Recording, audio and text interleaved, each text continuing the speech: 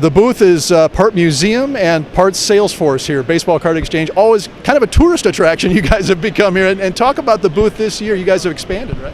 Yeah, a part of picking out a booth every year in the corporate area is trying to find a location where people can find this. Not that the booth isn't large enough.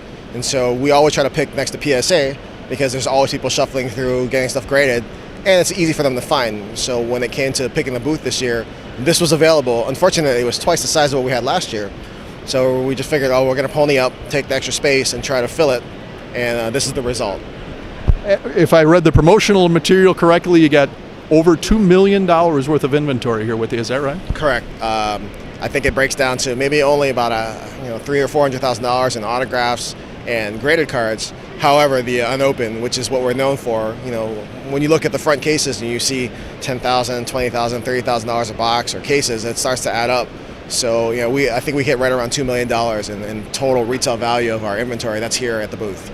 And I know that you guys obviously are best known for the vintage boxes, the unopened boxes. If somebody wants a rare box, they got to come to you guys. Some of the things that you've picked up lately that have kind of caught collectors' eye. Talk a little bit about some of the cases and boxes that you've got. Well, 86 Flair basketball is the one thing that it seems like everyone wants to see at the National, just to ooh and ah over and see what the prices are now. And so we get those regularly from time to time, a few boxes a year. Some of the things that we have in the booth that are particularly appealing, the 79 Topps Baseball wax tray case, partly because you don't see many of it, but partly because the price has just gone through the roof lately.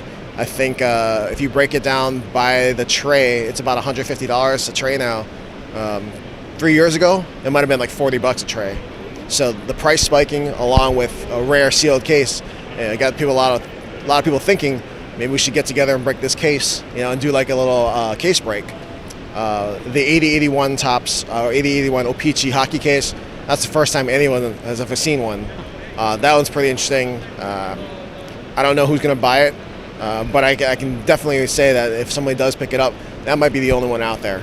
The vintage unopened material, we've talked about this a bunch of times on the website, and it's amazing what's happened just in the last year in terms of the price of this stuff. How come? Well, I tell you that people my age, I'm 40, and people my age who are starting to make decent money in their careers and have the disposable income are coming back into the market and collecting the things that they couldn't buy when they were kids. So all the Doc Goodenheer stuff, the Canseco or the Gwynn year stuff, all that 80s product, has taken a jump. But then when they go back and maybe some of the guys who are a little bit older who are looking to buy Henderson year or Ozzie Smith year, they're starting to realize that there's just not of it out there. And because they have the money and they want to acquire it, they're going to pay whatever it takes. That's probably pushed it to the level it is now. But prior to that, it was all about grading and people cracking product to grade cards. And over the years, a lot of the unopened inventory out there has been depleted severely.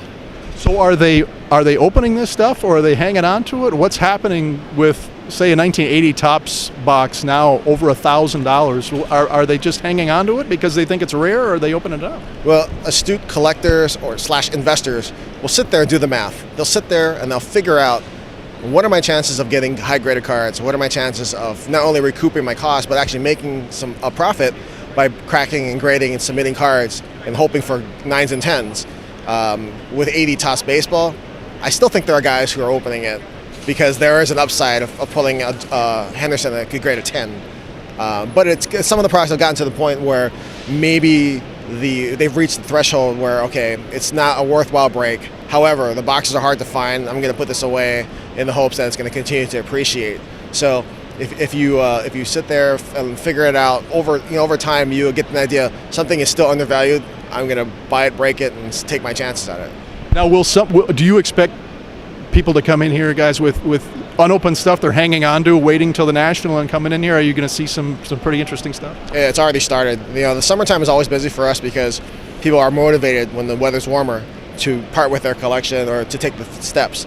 In the last month, Steve, my boss, has been on 3 trips to pick up vintage unopened boxes, and I've been busy buying other types of deals as well. And then some people just wait for the National to come in. So we've seen some things come in. I think somebody's bringing in an 87 Topps hockey case as we speak, which the boxes are, they're tough to find, but a sealed case, I haven't seen one in a while.